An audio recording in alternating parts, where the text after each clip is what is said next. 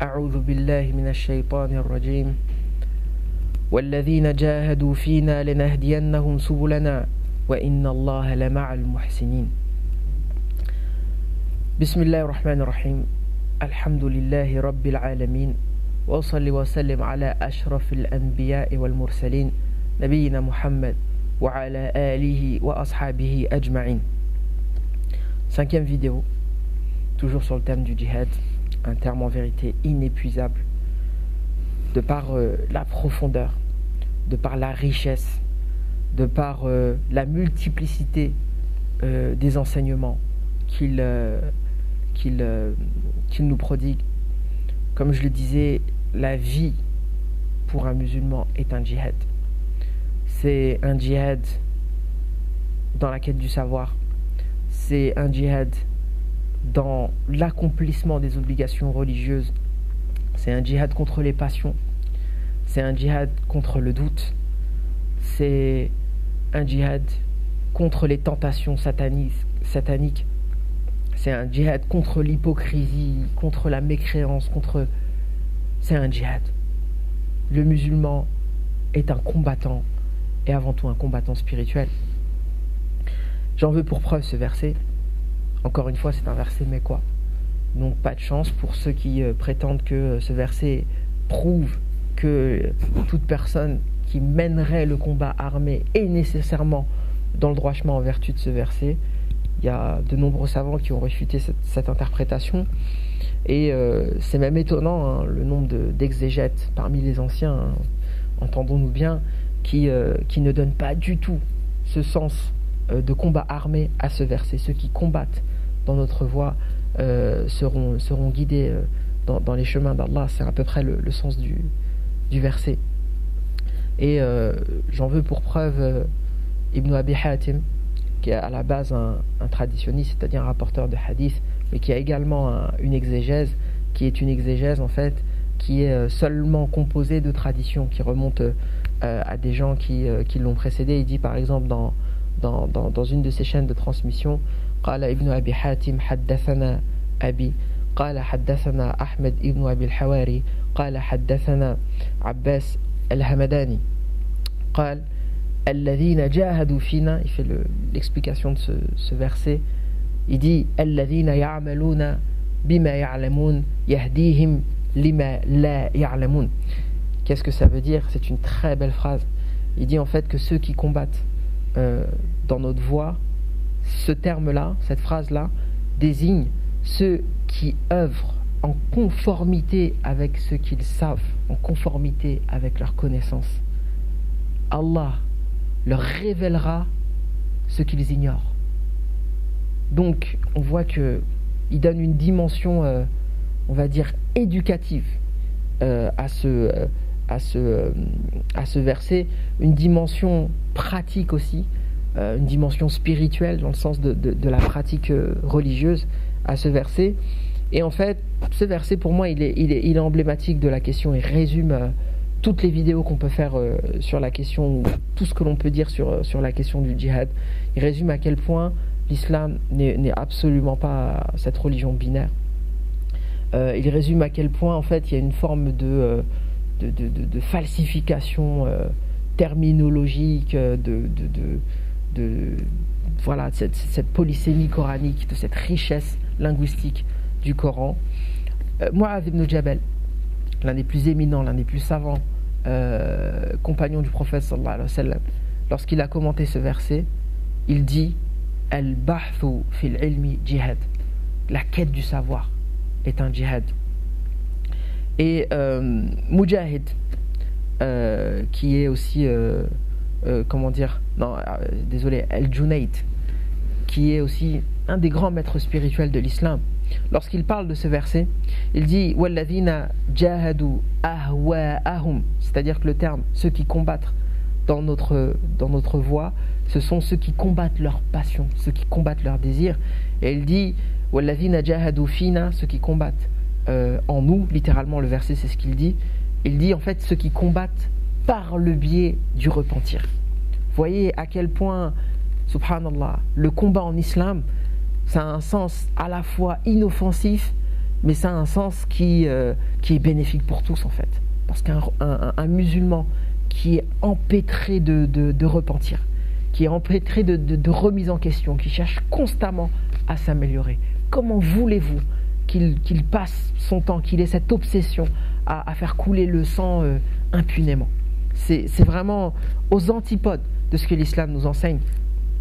Peut-être qu'il y a des gens qui ne sont pas encore convaincus, mais je vais encore utiliser un hadith authentique du prophète Mohammed sallallahu alayhi wa sallam, qui bien souvent a cherché à corriger les conceptions de ses contemporains. Par exemple, il dit dans un hadith Laysa ash-shadidu bis-sar'a, innama ash-shadidu man yamliku nafsahu 'inda al-ghadab. C'est-à-dire que la force, ce n'est pas la force physique, ce n'est pas cette capacité à renverser son adversaire lorsque on lutte physiquement avec lui, mais la vraie force, l'essence de la force, la quintessence de la force, c'est cette force morale qui permet de se contrôler lorsque l'on est en colère. Donc le prophète sallallahu alayhi wa sallam dans ce hadith, il a mis en évidence ce que les gens comprennent de la force et il a mis en évidence ce qui est la réelle force. Pareil, lorsqu'il parle du djihad, il dit à ses compagnons du prophète sallallahu alayhi wa sallam Al-mujahidu man jahada nafsahu fi ta'atillah. C'est-à-dire que le vrai combattant, le fameux mujahid, le terme existe maintenant en français dans le dictionnaire. Allez voir ce que la définition, ce que le Petit Robert ou le Larousse en dit. Mais le vrai mujahid, en arabe, en islam, en vertu de ce que le prophète sallallahu alayhi wa sallam dit, c'est qui? Man jahada nafsahu fi ta'atillah, celui qui combat sa propre personne dans l'obéissance à Allah, dans la dévotion à Allah. Et c'est pourquoi je dis que cette espèce de débat avec d'un côté les djihadistes, avec d'un autre côté les spiritualistes qui disent que le hadith du djihad al-akbar ou asghar, on est revenu du petit djihad vers le grand djihad, ce débat-là est une ineptie, c'est un débat inutile parce qu'on n'a pas besoin de hadiths forgés, de hadiths mensongers, apocryphes pour mettre cette réalité en exergue, en évidence. Ce hadith se suffit à lui-même. Le vrai combattant, c'est celui qui combat sa propre personne, qui combat ses propres passions dans l'obéissance à Allah Azza wa Jal. Le champ du combat est vaste. Et c'est pourquoi je dis toujours la vie du musulman est un combat. C'est pourquoi le musulman, le vrai, le dévot est un combattant, mais pas le type de combattant que l'on prétend ou que l'on croit, ou le premier combattant qui nous vient à l'esprit. C'est un combattant qui se bat avec sa paresse, qui lutte contre sa paresse pour se réveiller le matin à la prière d'El-Fajr, pour faire ses ablutions lorsqu'il fait froid l'hiver, pour aller à la mosquée chaque fois qu'il en a l'opportunité, pour être obéissant envers ses parents, pour faire montre de piété filiale lorsque ses parents, et je sais que c'est pas facile, parfois ils haussent le ton, parfois ils n'ont pas toujours raison, mais on a ce devoir de piété filiale. Il combat son égoïsme lorsqu'il met la main à la poche pour donner l'aumône, il combat ses désirs, son avidité, il combat sa gourmandise lorsqu'il doit jeûner le jeûne du mois de Ramadan. Il combat aussi son avarice, il combat énormément de choses lorsqu'il part pour le pèlerinage, alors qu'il préférait aller, un voyage en Asie ou en Amérique, mais il préfère mettre de côté, en tout cas il n'a pas le choix, pour faire son pèlerinage. Donc il doit constamment lutter.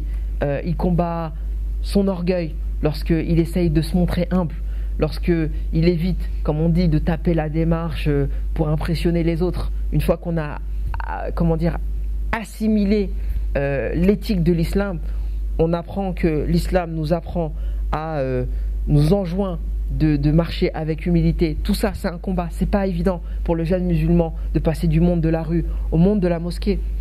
Bref, on n'a pas besoin de travestir le sens des hadiths. On n'a pas besoin d'aller chercher des hadiths apocryphe, mensonger.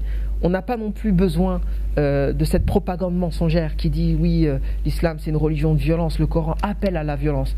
Moi, je vous mets au défi et je vous mets au défi de rechercher dans les sources islamiques authentiques et de nous prouver que le terme djihad a plus un sens militaire et belliqueux qu'un sens spiritualiste, et je sais que vous ne parviendrez pas à relever ce défi. Et je suis la première personne en fait à avoir tiré profit de cette recherche. Je le savais déjà, mais j'en avais pas autant conscience. J'avais pas autant conscience de la beauté de cette religion. J'avais pas autant conscience, et je pense que de toute manière, tous les jours, j'en prends de plus en plus conscience, mais j'avais pas autant conscience de la polysémie de ce terme qui est utilisé malheureusement à mauvais escient, à tort et à travers, le terme djihad qui est avant tout un effort intérieur. Subhanakallahumma bihamdik, ashhadu an la ilaha illa ant, astaghfiruka wa atubu ilayk. Si vous avez trouvé que cette vidéo est bénéfique, intéressante, alors partagez-la et retrouvez-la ainsi que le reste des épisodes sur sadaqra.fr.